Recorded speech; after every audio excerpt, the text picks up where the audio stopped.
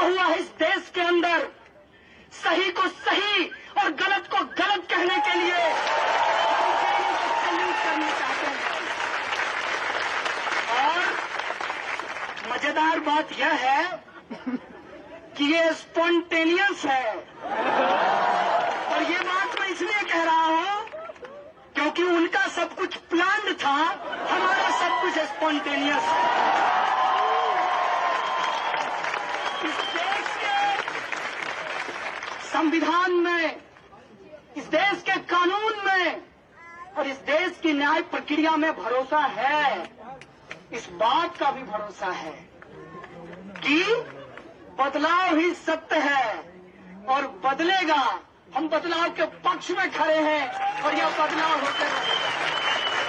पूरा भरोसा है अपने संविधान पर, पूरे तरीके से खड़ा होते हैं अपने संविधान के उन तमाम धाराओं को लेकर जो प्रस्तावना में कहा गया है। समाजवाद, धर्मनिरपेक्षता, समानता, इसके साथ खड़े हुए हैं। सवाल पूछ रहा था, मैं कहना चाहता हूं कि मैं आज भाषण नहीं दूंगा। आज मैं सिर्फ अपना अनुभव आपको बताऊंगा, क्योंकि पहले पढ़ता ज्यादा था, सिस्टम को झेलता कम था। इस बार पढ़ा कम है, झेला ज्यादा है। इसीलिए जो कहूंगा, जेएनयू में लोग ज्यादा रिसर्च करते हैं, प्राइमरी डेटा है भाई साहब, फर्स्ट हैंड इंफॉर्मेशन है। तो पहली बात यह है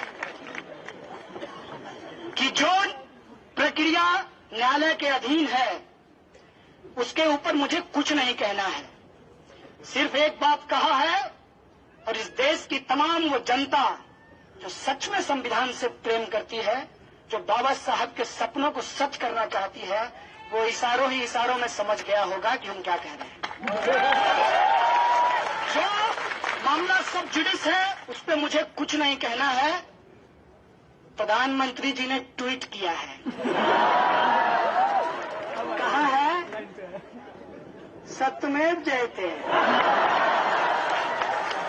मैं भी कहता हूं प्रधानमंत्री जी, आपसे भारी वैचारिक मतभेद है, लेकिन सत्यमेव जयते चूंकि आपका नहीं, इस देश का है, इस संविधान का है, मैं भी कहता हूं सत्यमेव जयते।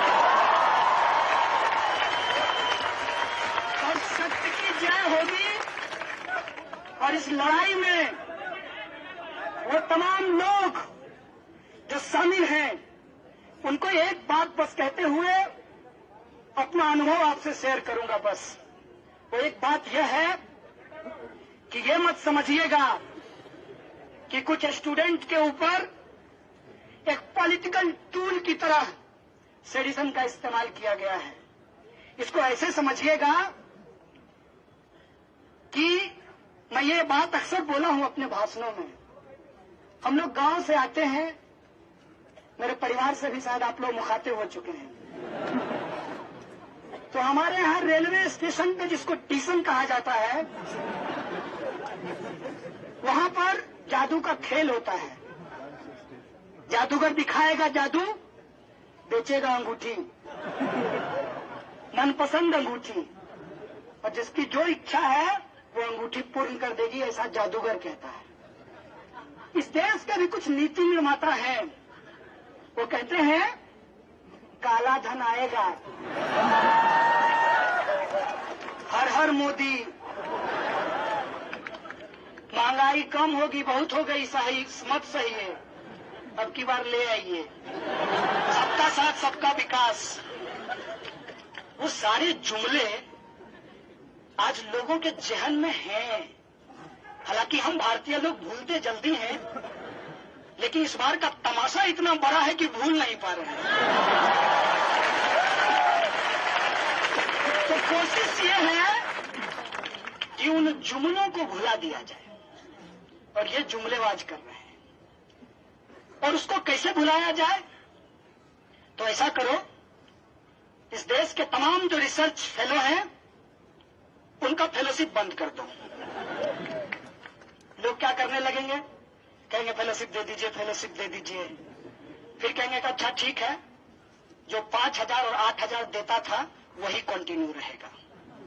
मतलब बढ़ाने का मामला गया। बोलेगा कौन? जेएनयू। तो जब आपको गालियां पड़ रही है, चिंता मत कीजिएगा, जो कमाए हैं वही खा रहे हैं आप लोग। इस देश में जन विरोधी सरकार है, उस जन विरोधी सरकार के खिलाफ बोलेंगे तो उनका साइबर सेल क्या करेगा? वो डॉक्टर्ड वीडियो भेजेगा, वो आपको गालियां भेजेगा और वो गिनेगा कि आपके डस्टबिन में कितना कॉन्डोम है। लेकिन ये बहुत गंभीर समय है, इसीलिए इस गंभीर समय में हम लोगों को गंभीरता से कुछ सोचने की जरूरत है कि जेएनयू पे हमला एक नियोजित हमला है, इस बात को आप समझिए।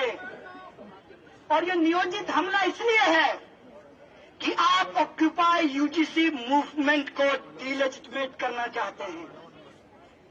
ये नियोजित हमला इसलिए है कि आप रोहित वेमुला के जस्टिस के लिए जो लड़ाई लड़ी जा रही है, उस लड़ाई को आप खत्म करना चाहते हैं। आप जेएनयू का मुद्दा इसलिए प्राइम टाइम पे चला रहे हैं माननीय XRSS, क्योंकि आप इस देश के लोगों को भुला देना चाहते हैं कि मौजूदा प्रधानमंत्री ने 15 लाख रुपया उनके अकाउंट में आने की बात कही थी। लेकिन एक बात मैं आपको कह देना चाहता हूं, जेएनयू में एडमिशन पाना आसान नहीं है, तो जेएनयू के लोगों को भुला देना भी आसान नहीं है। आप अगर चाहते हैं कि हम भुला देंगे, तो हम आपको बार बार याद करा देना चाहते हैं कि इस देश की सत्ता ने जब जब अत्याचार किया है, जेएनयू से एक बुलंद आवाज आई है और हम उसी को दोहरा रहे हैं, याद करा रहे हैं। हम हमारी लड़ाई को डाइल्यूट नहीं कर सकते। क्या कह रहे हैं? एक तरफ देश के सीमाओं पे नौजवान मर रहे हैं, मैं सैल्यूट करना चाहता हूं उनको जो लोग सीमा पे मर रहे हैं। मेरा एक सवाल है, जेल में मैंने एक बात सीखी है कि जब लड़ाई विचारधारा की हो तो व्यक्ति को बिना मतलब का पब्लिसिटी नहीं देना चाहिए। इसीलिए मैं उस लीडर का नाम नहीं लूंगा। बीजेपी के एक नेता ने लोकसभा में कहा कि नौजवान सीमा पे मर रहे हैं।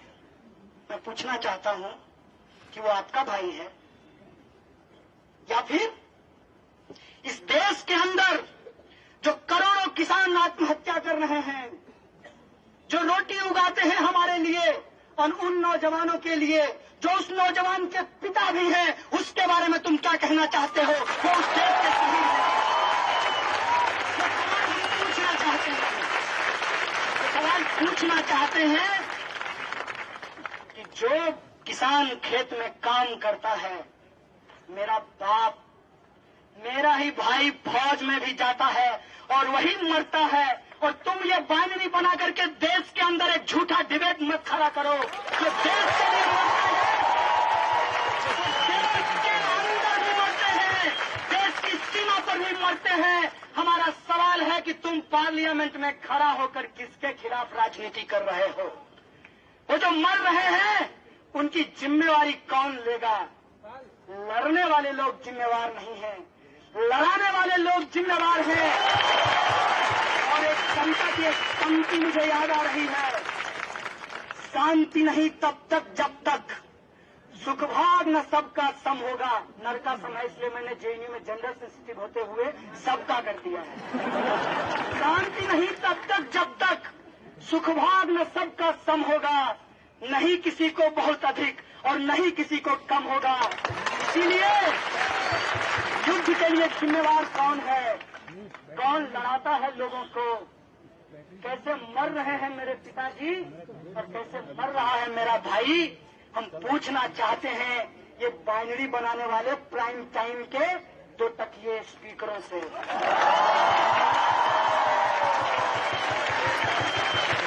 देश के अंदर जो समस्या है, क्या उस समस्या से आजादी मांगना गलत है? ये क्या कहते हैं, किससे आजादी मांग रहे हो?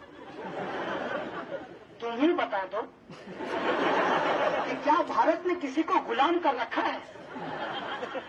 नहीं, तो ऑब्वियसली भारत से नहीं मांग रहे हैं। भारत से नहीं मेरे भाइयों, भारत में आजादी मांग रहे हैं। और से उड़ने में फर्क होता है। अंग्रेजों से आजादी नहीं मांग रहे हैं, वो आजादी इस देश के लोगों ने लड़ करके लिया है। अब मैं अपने अनुभव पे आता हूं। पुलिस ने हमसे पूछा कि आप लोग लाल सलाम क्या कहते हैं? मैं ये आपको कह दूं कि ये इन्वेस्टिगेशन का पार्ट नहीं था। पुलिस हमको कभी खाना खिलाने के लिए, कभी मेडिकल कराने के लिए ले जाती थी, और हम जेएनयू के लोग, उसमें से भी मैं ब्रह्मपुत्रा था, तो मैं बिना बात किए रहता कैसे? तो मैं उनसे बात करने लगा और बात किया तो वो आदमी भी वैसा निकला जैसा मैं। इस देश के अंदर पुलिस में कौन नौकरी करता है? जिसके पिताजी किसान हो, जिसके पिताजी मजदूर हो, जिसके पिताजी कमजोर वर्ग के हो, वही पुलिस की नौकरी करता है। मैं भी इस देश का one of the backward state Bihar से आता हूं। मैं भी एक गरीब परिवार से आता हूं, मैं भी एक किसान परिवार से आता हूं, और पुलिस में भी गरीब परिवार के लोग ही नौकरी करते हैं। मैं कांस्टेबल, हेड कांस्टेबल और इंस्पेक्टर तक की बात कर रहा हूं। आईपीएस साहब से मेरा ज्यादा इंटरेक्शन नहीं है। तो वो जो सिपाही था उससे बातचीत हुई, और जो भी मैं अनुभव कहूंगा वो बस बातचीत का हिस्सा है। उसने पूछा कि लाल सलाम क्या है? हमने कहा लाल मतलब क्रांति, सलाम मतलब क्रांति को सलाम। तो कहा मतलब समझ में नहीं आया। बोले इनकलाब जिंदाबाद। बोला जानते हैं?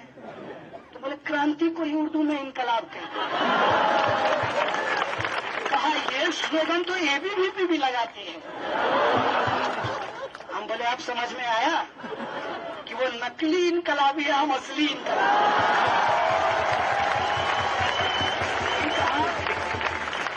बताइए कि आप लोगों को बहुत सस्ता सब कुछ जेएनयू में मिला है। हम बोले एक बात बताएं। बोला बताइए। बोले आपके साथ ऐसा क्यों नहीं हुआ कि आपका अभी जो हालत है, क्योंकि वो 18 घंटे ड्यूटी करता था, मैंने देखा उसको, और आपको ओवर टाइम मिलता है? बोला नहीं। तो बोले कहाँ से लेते हैं? बोला यही होता है ना जिसको आप करप्शन कहते हैं। अच्छा, तो जितना भत्ता मिलता है, अब वर्दी के लिए उनको 110 रुपये मिलता है। इतने में तो आप बताइए अंडर गारमेंट्स ना आए वर्दी। ये बात में खुद सिपाही बोल रहा है। हमने कहा इसी से तो आजादी चाहते हैं, भुखमरी से, भ्रष्टाचार से।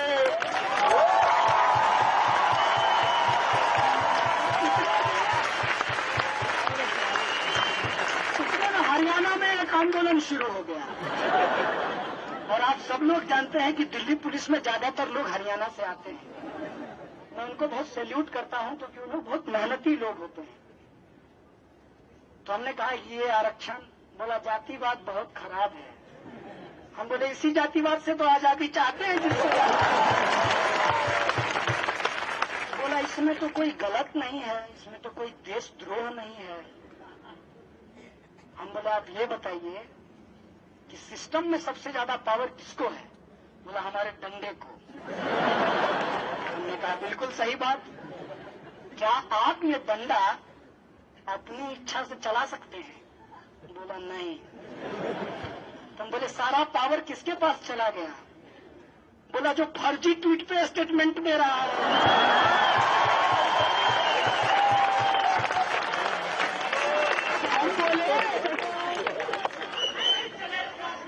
हम बोले हम इसी फर्जी ट्वीट करने वाले जो संघी लोग हैं उनसे आजादी चाहते हैं।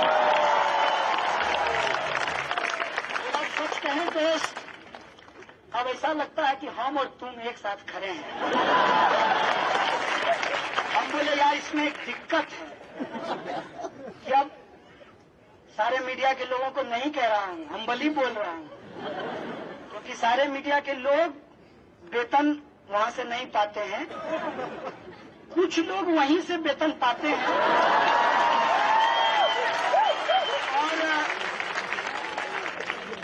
मीडिया में काम करते करते उधर पार्लियामेंट में रिपोर्टिंग करते करते अंदर जाने के प्रयास में है, तो उन लोगों ने ही ना ऐसा माहौल बना दिया है कि हम आपसे 1-to-1 बात करते हैं और वो देखिए सनसनीखेज ऐसा कर दिए हैं। मतलब सच कहो दोस्त, तो मेरी तो ये इच्छा हुई थी कि जब तुम आओगे, क्योंकि तुम्हारा नाम FIR में आ गया था, हम बोले FIR से पहले ABVP के पर्चे में आ गया था। ABVP का पर्चा में पहले नाम लिख दिया था हम तमाम एक्यूज्ड का, FIR में बाद में नोट हुआ है। तो बोला हम सोचे थे कि तुम आओगे तो बहुत पीटेंगे, लेकिन तुमसे बात करके मेरी इच्छा हो रही है कि मैं उनको जाकर के पीट दूं।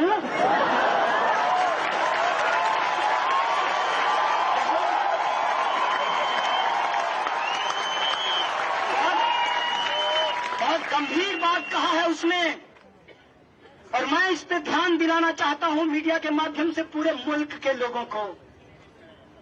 सिपाही ने, जो मेरी तरह एक आम परिवार का लड़का है, जो मेरी तरह PhD वो भी करना चाहता था, लेकिन उसको JNU नहीं मिला, जो मेरी तरह इस देश की व्यवस्था को समझकर लड़ाई को लड़ना चाहता था, साक्षर और शिक्षित का फर्क समझना चाहता था, आज पुलिस की नौकरी कर रहा है। यहां JNU खड़ा होता है, इसीलिए आप JNU के आवाज को दबाना चाहते हैं कि एक कमजोर आदमी PhD ना कर सके, क्योंकि शिक्षा जो बेची जा रही है वहां पे लाखों रुपया देने के लिए उसके पास फीस नहीं होगा, इसलिए वो PhD नहीं करेगा। इसलिए आप बंद करना चाहते हैं उन तमाम आवाज को जो यूनाइट हो सकता है, चाहे वो सीमा पे खड़ा हो, चाहे खेत में अपनी जान दे रहा हो, या JNU में आजादी के लिए संघर्ष कर रहा हो, आप उस आवाज को मिलने नहीं देना चाहते हैं। मैं आपको कहना चाहता हूं कि बाबा साहब ने कहा था कि राजनीतिक लोकतंत्र से काम नहीं चलेगा, हम सामाजिक लोकतंत्र स्थापित करेंगे। इसीलिए हम बार बार संविधान की बात करते हैं, और लेनिन ने कहा है democracy is indispensable to socialism. इसीलिए हम डेमोक्रेसी की बात करते हैं, इसीलिए हम फ्रीडम ऑफ एक्सप्रेशन की बात करते हैं, इसीलिए हम इक्वलिटी की बात करते हैं, हम इसीलिए सोशलिज्म की बात करते हैं कि एक चपरासी का बेटा और एक राष्ट्रपति का बेटा एक स्कूल में पढ़ाई कर सके।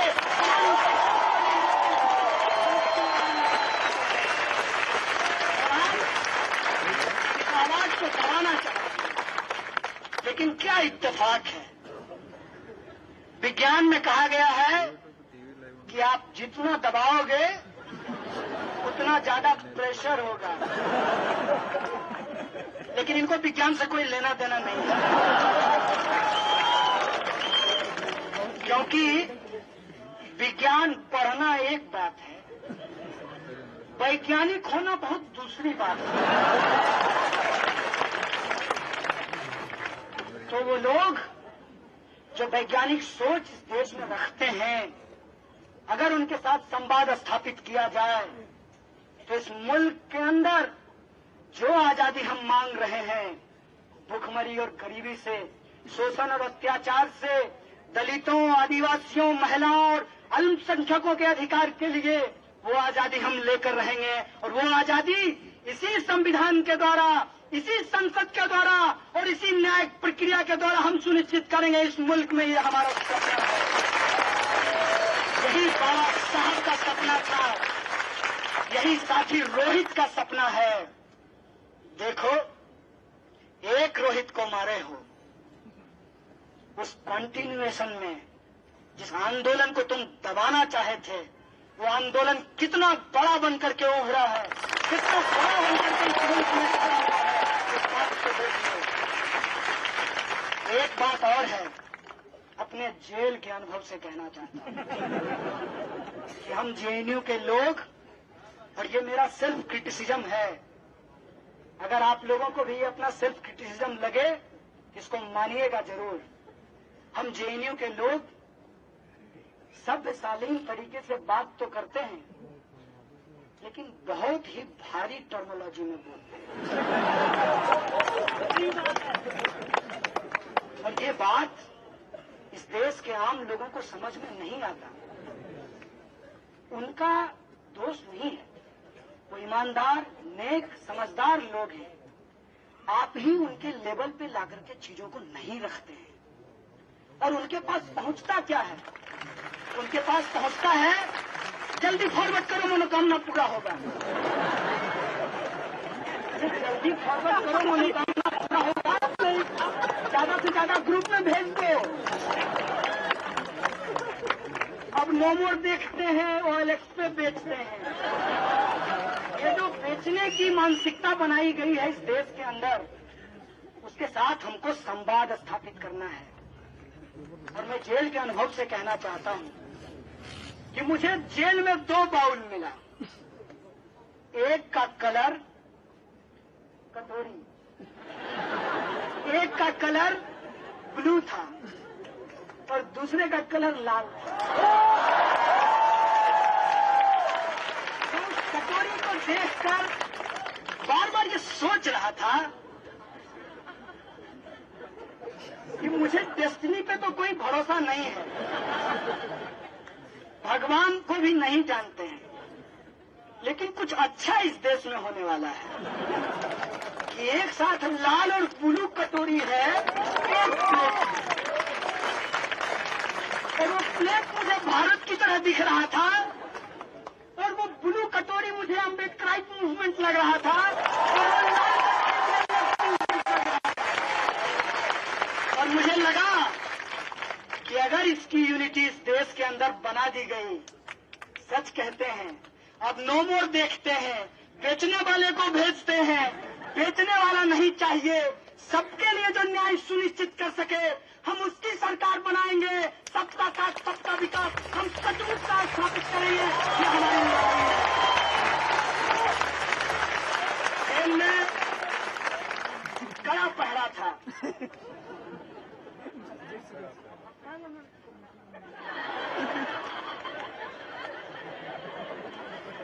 लाए हैं आपके लिए, चना लेकर आए हैं। और एक कहावत है, जब तक जेल में चना रहेगा, आना जाना लगा रहेगा। हालांकि बहुत देर हो गया है जेएनयू के लिए, बहुत दिनों के बाद जेएनयू के स्टूडेंट को जेल भेजा गया है, काफी लंबे समय के बाद। क्योंकि काफी लंबे समय के बाद एक मजेदार बात बता देता हूं, ये उससे जुड़ा हुआ है। आज माननीय प्रधानमंत्री जी का आदरणीय, बोलना पड़ेगा ना,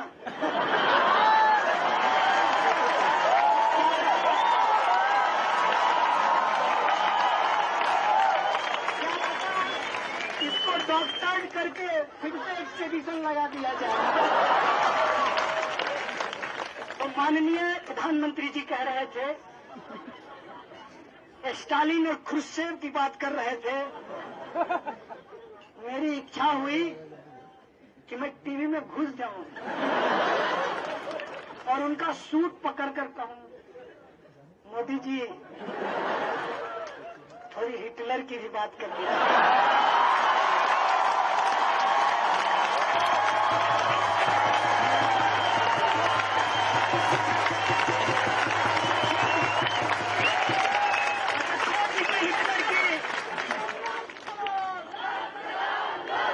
छोड़ दीजिए हिटलर की, मुसोलिनी की बात कर दीजिए, जिसकी काली टोपी लगाते हैं, जिससे आपके गुरुजी गोलवलकर साहब मिलने गए थे और भारतीयता की परिभाषा जर्मन से सीखने का उपदेश दिया था। तो हिटलर की बात, ख्रुश्चेव की बात, प्रधानमंत्री जी की बात, उसी वक्त योजना की बात हो रही थी। 100 बार हम सूरज को चंद्रमा चंद्रमा कहेंगे तो वो चंद्रमा हो जाएगा, वो सूरज ही रहेगा। 1000 बार कह लीजिए। आप झूठ को ही झूठ बना सकते हैं, आप सच को झूठ नहीं बना सकते। और यह जो आपकी साजिश है, इनका ध्यानाकर्षण प्रस्ताव जैसे लोकसभा में ये लाते हैं, बाहर में, लोकसभा के बाहर देश में ध्यान भटकाओ प्रस्ताव इनका चलता है। जनता के जो वाजिब सवाल हैं, उनसे लोगों को भटका दिया जाए, लोगों को फंसा दिया जाए, जिसमें नया नया एजेंडा है। इधर ऑक्यूपाई यूजीसी चल रहा था, साथी रोहित की हत्या हो गई।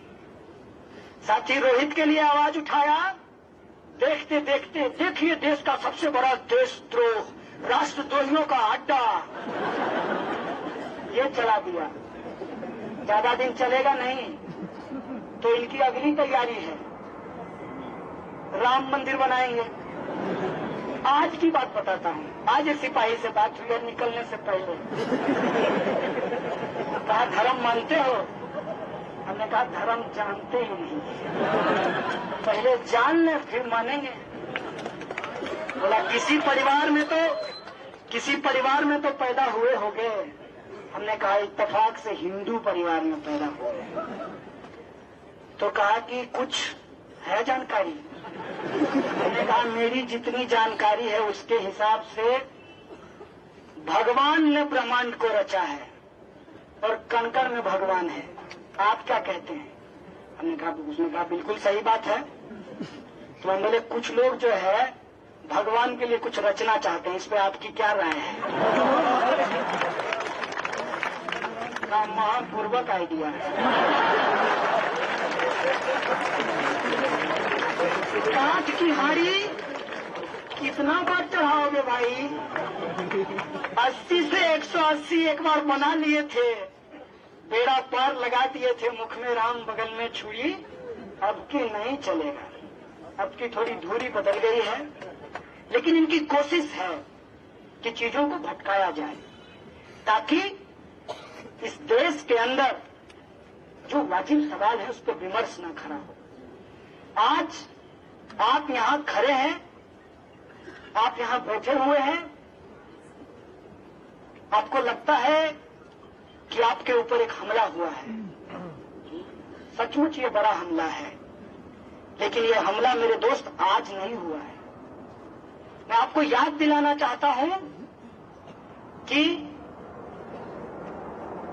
आरएसएस के मुखपत्र ऑर्गेनाइजर में बकायदा एक कवर स्टोरी किया गया था जेएनयू के ऊपर। स्वामी जी का बयान आया था जेएनयू को लेकर के, और मुझे डेमोक्रेसी में पूरा भरोसा है। अगर एबीवीपी के मेरे दोस्त सुन रहे हैं तो मेरा सादर अनुरोध है उनसे, एक बार स्वामी जी को ले आइए, आमने सामने विमर्श कर लेते हैं। अगर तार्किक तरीके से, कुतर्क से नहीं, अगर तार्किक तरीके से वो साबित कर देंगे कि जेएनयू को 4 महीने के लिए बंद कर देना चाहिए, तो मैं उनकी बात पे सहमत हो जाऊंगा। अगर नहीं तो मैं उनसे आग्रह करूंगा, जैसे पहले देश से बाहर थे फिर चले जाइए देश का कल्याण। इस तरीके से हमला किया जाता है। तो मजेदार बात मैं आपको बताऊं, शायद आप लोग कैंपस के अंदर थे तो उन चीजों को देख नहीं पाए।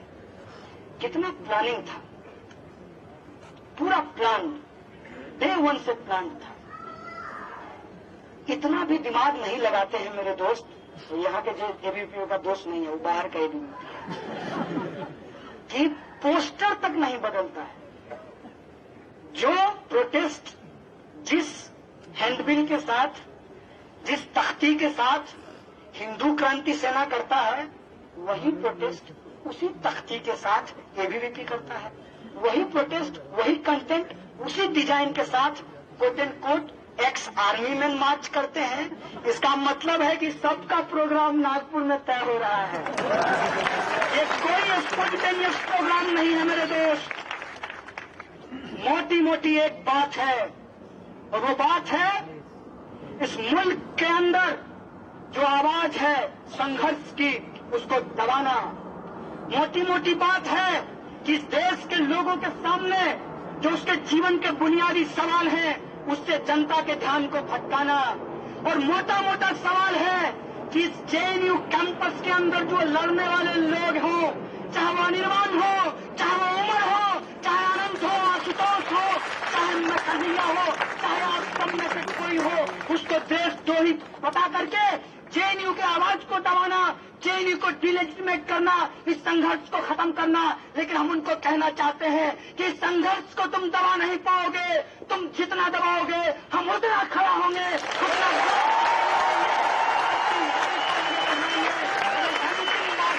मेरे दोस्त।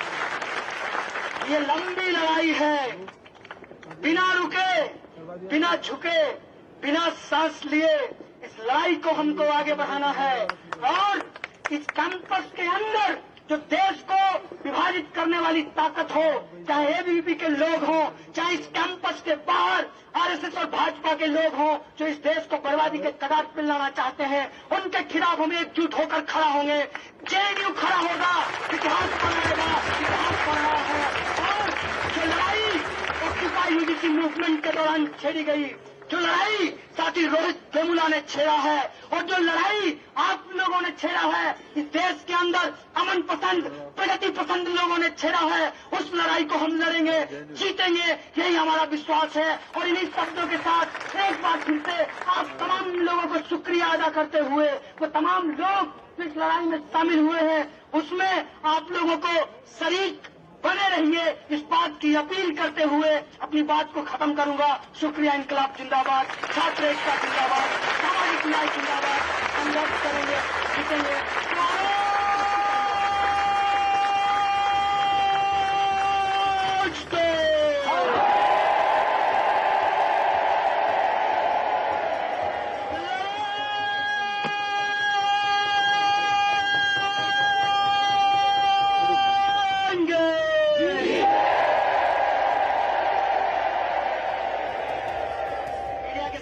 बहुत बहुत धन्यवाद।